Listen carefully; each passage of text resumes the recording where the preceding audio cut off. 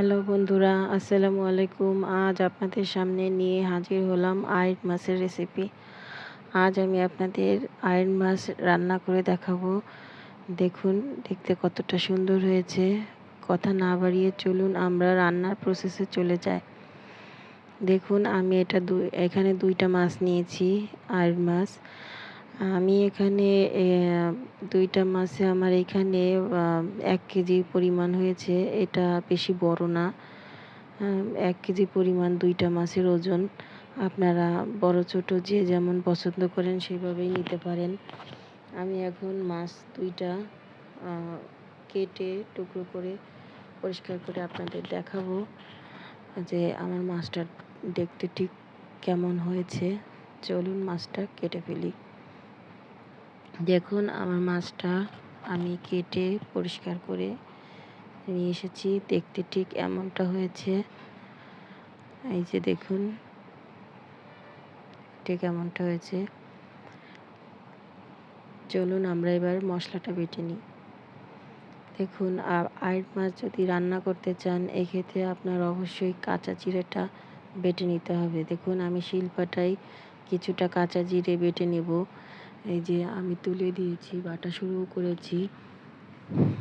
আপনি যদি এই মাছের অথেন্টিক স্বাদটা পেতে চান তাহলে আপনার অবশ্যই কাঁচা জিরেটা বেটে দিতে হবে। এই তো আমার জিরে বাটাটা কমপ্লিট। এবারে আমি এটাকে তুলে নেব।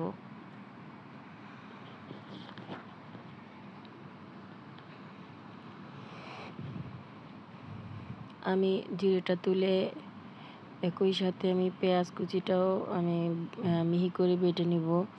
আমি এখানে কাঁচা জিরা আর পেঁয়াজটা মিহি করে নিচ্ছি, আর বাদবাকি মশলা আমার ব্লেন্ডারে আমার মিহি করা আছে, আমি সেটাই ব্যবহার করব। দেখুন আমার পেঁয়াজটাও হয়ে গেছে।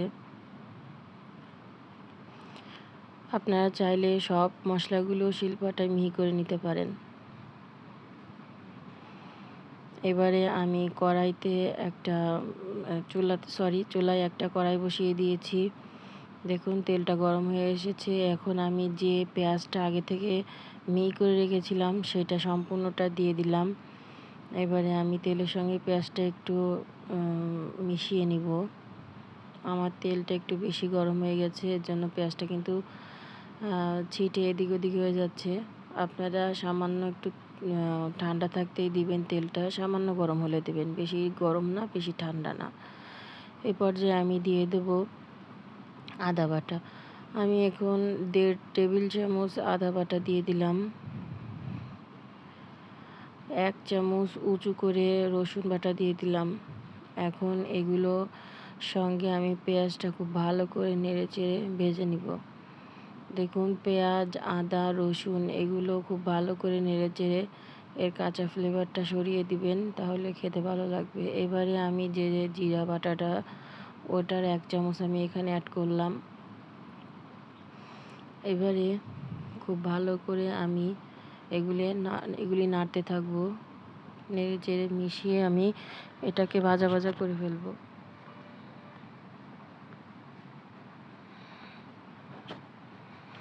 দেখুন আমার মশলাটা কিন্তু প্রায় ভাজা হয়ে এসেছে।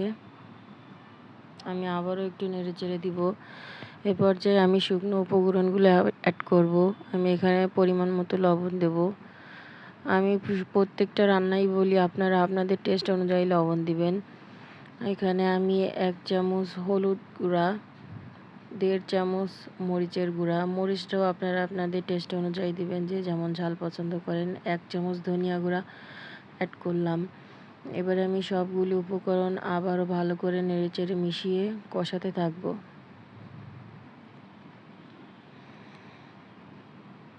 মশলাটা কষালে রান্নার ফ্লেভারটা এবং স্বাদটা খুব সুন্দর হয়। মশলাটা একটু ধৈর্য ধরে আপনারা সময় নিয়ে কষাবেন। এ পর্যায়ে দেখুন আমার মশলাটা কিন্তু কষানো হয়ে গেছে। আমি যে বাটিতে জিরা বাটা রেখেছিলাম ওই বাটিটা ধুয়ে আমি একটু সামান্য পানি দিয়ে দিয়েছি, যাতে মশলাটা আমার আরও ভালোভাবে কষানো হয়।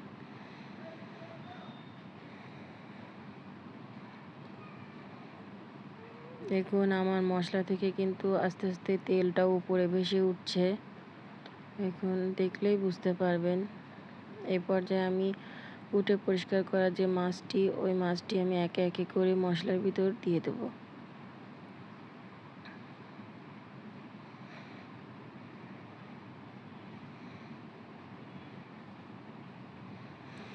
আমি কিন্তু এখানে মাছটা কোনো রকম ভাজিনি, আমি কিন্তু কাঁচা মাছটাই তরকারিতে অ্যাড করেছি।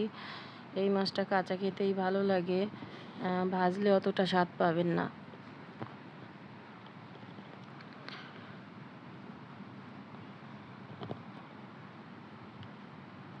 এখন আমি মাছগুলো মশলার সঙ্গে খুব ভালো করে নেড়ে চেড়ে কষিয়ে নেব।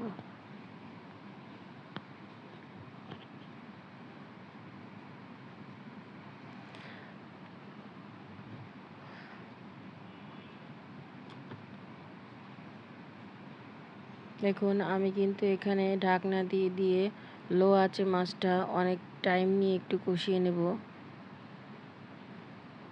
এই বড় জোর 10 থেকে 15 মিনিট আমি এইভাবে লো আঁচে ঢাকনা দিয়ে দিয়ে কষিয়ে নেব।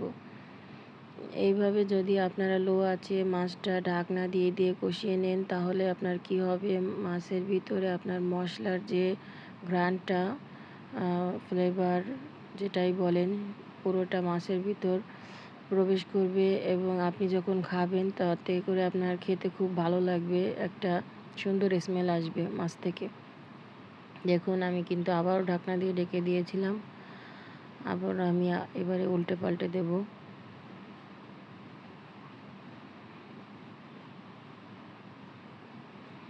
মাছগুলো ভালো করে উল্টে পাল্টে দিবেন, যাতে প্রত্যেকটা পাশ পারফেক্ট হয়।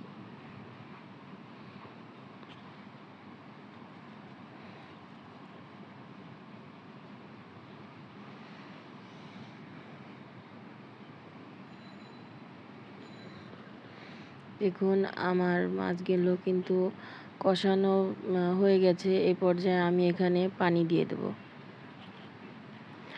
আপনারা পানিটা আপনাদের মন মতো দিবেন, যে যেমন ঝোল খেতে পছন্দ করেন সেভাবেই দিবেন। আমি এখানে বেশি ঝোল রাখবো না। আমি দেখুন এই তো পানিটা আমার দেওয়া হয়ে গেছে। আমি এটাকে নাড়িয়ে চাড়িয়ে সুন্দর করে নাড়িয়ে দেবো।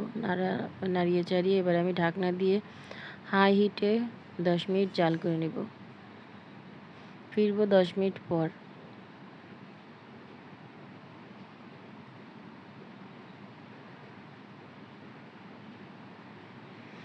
দেখুন 10 মিনিট পর কিন্তু আমার তরকারিটার আঁচ আমি মিডিয়াম করে দিয়েছি। এ পর্যায়ে আমি এখানে কিছুটা ধনেপাতা অ্যাড করব।